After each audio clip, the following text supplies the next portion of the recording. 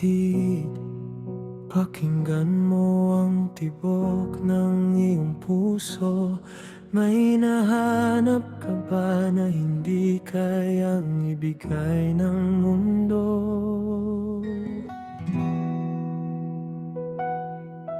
Ano ba ang hinahanap, o mahal na kapatid?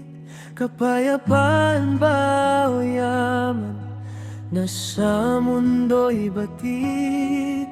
Pangunawa sa buhay sa gitna ng mga pangyayari. Bakit tila kay gulo? Bakit hirap ay nananatili? Panghahawakan mo ba ang sarili mong lakas? Sa gitna ng unos, mayroon bang lunas na bukas? Bakit di mo masulyapan ang dakilang lumikha na ang pag-ibig ay wagas, walang bahid ng dusa? Ang kapahingahang hanap sa kanya lamang malulubos. Isang pag-ibig na tapat, hindi kailanman maubos.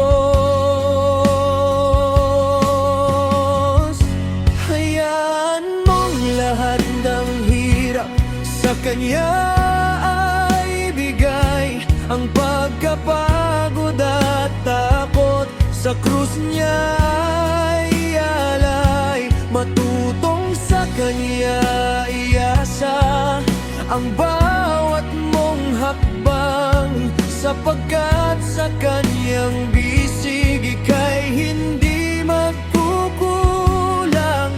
At makikita mo sa pagsunod sa kanyang salita ang tunay na buhay.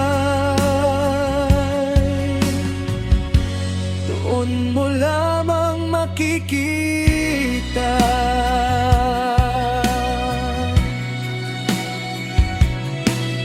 ang mundo'y mapanlinlang, nag-aalok ng panandalian. Ngunit ang bawat kislap may kalakip na kabigatan. Huwag hayaang ang iyong puso ay tuluyang mapagod sa agos ng problema. Huwag kang magpaanod. Ang siyang lumikha sa bituin at sa bawat buhangin, ang siyang tanging nakakaalam ng iyong dalangin.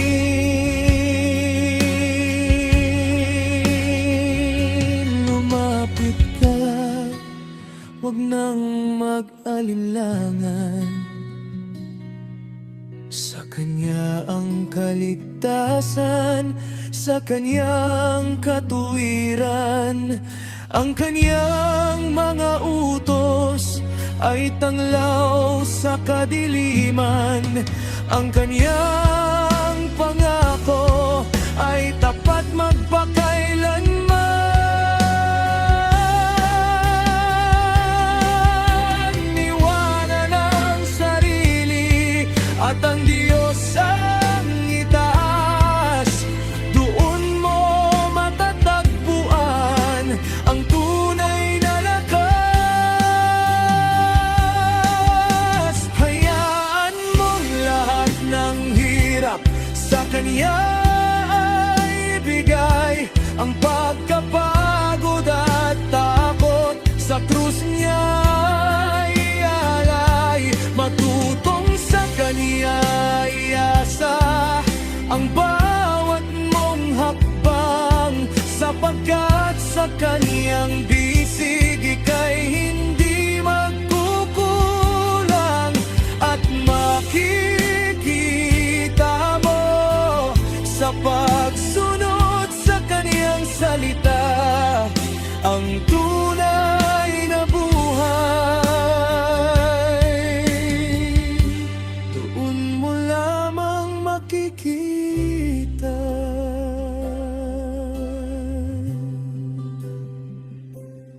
Kanya lamang,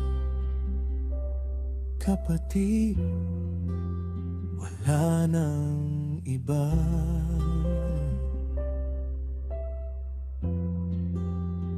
Tunay na buhay kay Kristo matatagpuan.